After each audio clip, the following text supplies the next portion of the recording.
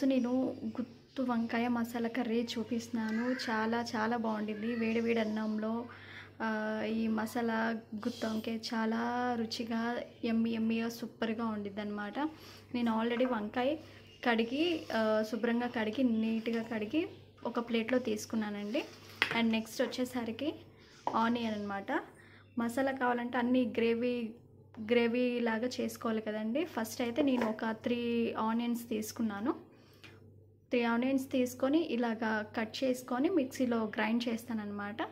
తర్వాత మసాలా ఎలా చేయాలో, దానికి గుత్తి వంకాయకి ఎలా పట్టించాలో నేను ఆ ప్రాసెస్ కూడా నేను చూపిస్తాను. వీడియో చివరి వరకు చూడండి. ఇది మిక్సీ పట్టిస్తానండి. ఇప్పుడు ఆనియన్ ఆల్రెడీ మిక్సీ గ్రైండ్ చేసేసానండి. ఇప్పుడు ఈ ఆనియన్ ఈ బౌల్లోకి గిన్నెలోకి తీసేసుకుందాము. ఆనియన్ తీసుకున్నాను, గిన్నెలో తీసుకున్నాను. నెక్స్ట్ అల్లం వెల్లుల్లి పేస్ట్ అండి 3 స్పూన్స్ తీసుకున్నాను. ఎందుకంటే చాలా ఎమ్మీగా ఉండిద్ది, కొంచెం కారంగా తింటే బాగుండిద్ది కదా వేడి వేడి అన్నాలో. అందుకని నేను కొంచెం 3 స్పూన్స్ అలా తీసుకున్నాను. అండ్ నెక్స్ట్ వచ్చేసరికి జీలకర్ర పొడి ఇది 1.5 తీసుకున్నానండి. అండ్ నెక్స్ట్ వచ్చేసరికి ధనియాల పొడి అనమాట. ఇది కూడా 1.5 తీసుకుంటున్నాను. ఎందుకంటే లోపల ముక్కకి బాగా పట్టించాలి కదండి, అండ్ గ్రేవీ కూడా ఉండాలి కదా, అందుకని. అండ్ నెక్స్ట్ వచ్చేసరికి సాల్ట్ మనకి రుచికి సరిపోయినంత వేసుకుంటున్నాము. ఎక్కువైంది అనుకో మళ్ళీ కష్టం కదండి, తక్కువ వేసుకోవాలి. సరిపోయినా మళ్ళీ తర్వాత అన్నా వేసుకోవచ్చు. అందుకే నేను 1 స్పూన్ అలా వేస్తున్నాను. సరిపోలేదంటే మళ్ళీ నేను తర్వాత అన్నా వేసుకుంటాను. అండ్ నెక్స్ట్ పసుపు, కారం కూడా 2 స్పూన్స్ వేసుకున్నానండి. అండ్ నెక్స్ట్ వచ్చేసరికి కొబ్బరి పొడి అండి, ఎండు కొబ్బరి పొడి. ఇది కూడా ఒక 2.5 స్పూన్ తీసుకున్నాను, దీంట్లో వేసేస్తున్నాను. అండ్ ఇంకా వీటినంతా కలుపుకోవాలండి. ఇదంతా ఈ మొత్తాన్ని కలిపేసుకున్నాం. దీన్ని పక్కన పెట్టుకున్నాము. దీన్ని కొంచెం గిన్నె పక్కన పెట్టుకుందాము. అండ్ నెక్స్ట్ వచ్చేసరికి గుత్తి వంకాయ అండి. ఇప్పుడు ఇది తీసుకొని ఇలా కట్ చేసుకోవాలండి. ఇలాగా 4 స్లైడ్స్గా నిదానంగా కట్ చేసుకోవాలండి. మరీ పూర్తిగా అయితే కనుక ఇదంతా ఇలా విడిపోతుంది అన్నమాట. అంతే, అయిపోయింది. నేను కట్ చేసుకున్నాను మొత్తం ఇలాగనమాట. ఇలా కట్ చేసుకోవాలి. ఇప్పుడు దీనికి ఇందాక మసాలా చేసుకొని మనం పక్కన పెట్టుకున్నాం కదండి, దాన్ని అప్లై చేయాలన్నమాట. 1 స్పూన్ తీసుకొని ఇలాగా దీన్ని ఇలాగా ఒక సైడ్ పెట్టాం కదా, మళ్ళీ ఇంకో సైడ్ ఇలాగా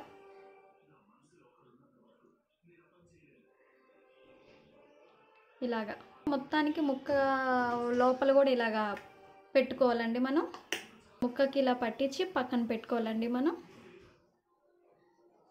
మొత్తం అన్నిటికీ పట్టించేసాను.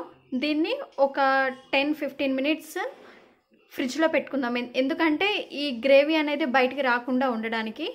అలాగే ముక్కకు పట్టించిన తర్వాత ఇంకా గ్రేవీ కూడా ఉంది, అది కర్రీ చేసేటప్పుడు కూడా ఆ గ్రేవీ దాని మీద వేస్తే సరిపోతుంది. ఇంకా ఎక్స్ట్రా గ్రేవీ కూడా అవసరం లేదనమాట.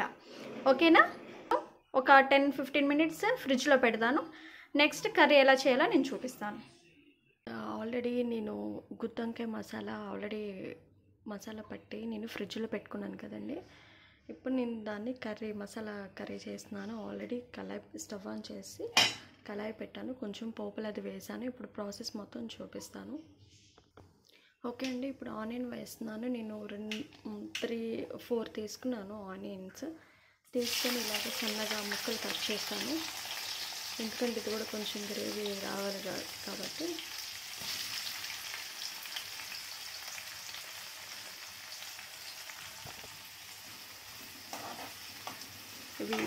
ఇవి కొంచెం మగ్గాలి కదండి.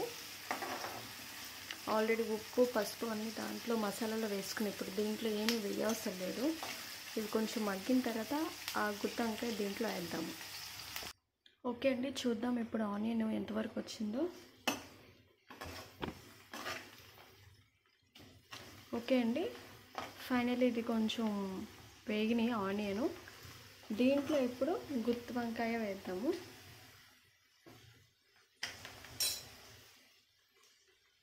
ఆల్రెడీ చేసుకున్నాం కదా మొత్తం. సిమ్లో పెట్టుకోవాలండి, హైలో ఉంచకూడదు, ఎందుకంటే మాడిపోయింది కాబట్టి.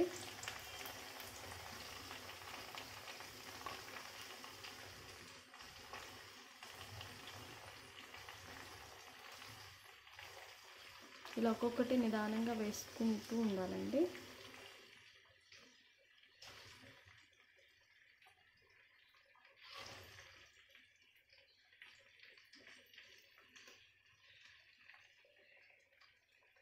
ఏమైనా వాటర్ ఉన్నా కూడా దీంట్లో ఇలా వేసేసుకోవచ్చు.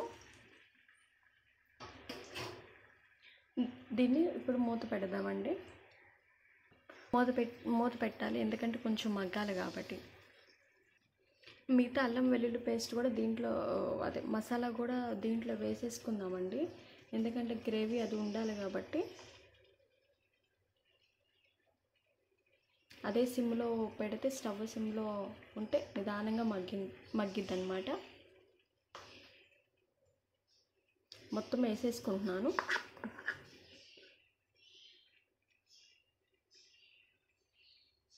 ఏమన్నా ముక్కకి పట్టలేదు, మసాలా లోపల లేకపోతే కూడా దీంట్లో సిమ్లో పెట్టి మగ్గిస్తే కనుక వాటర్ కూడా అదంతా వస్తుంది అన్నమాట.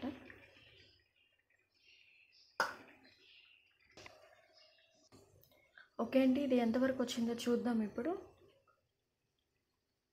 ఓకే, లోపల వాటర్ మొత్తం అంతా బయటకు వస్తుంది. మనం ఇలా నిదానంగా ఇలా తిప్పుతూ ఉండాలండి.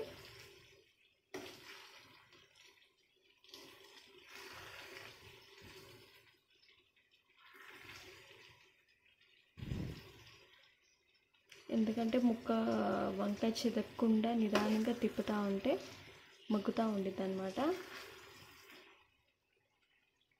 చూసారు కదా, ఇలా నిదానంగా అనమాట. అడుగంటుతుంది అని అనిపిస్తే కనుక కొంచెం వాటర్ అన్న ఇలా కొంచెం పోయొచ్చండి.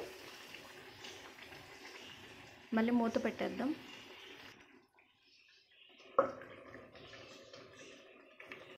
ఓకే అండి, ఇది ఎంతవరకు వచ్చిందో ఒకసారి చూద్దాము. ఇది అయిపోయింది, కూర అయిపోయిందండి.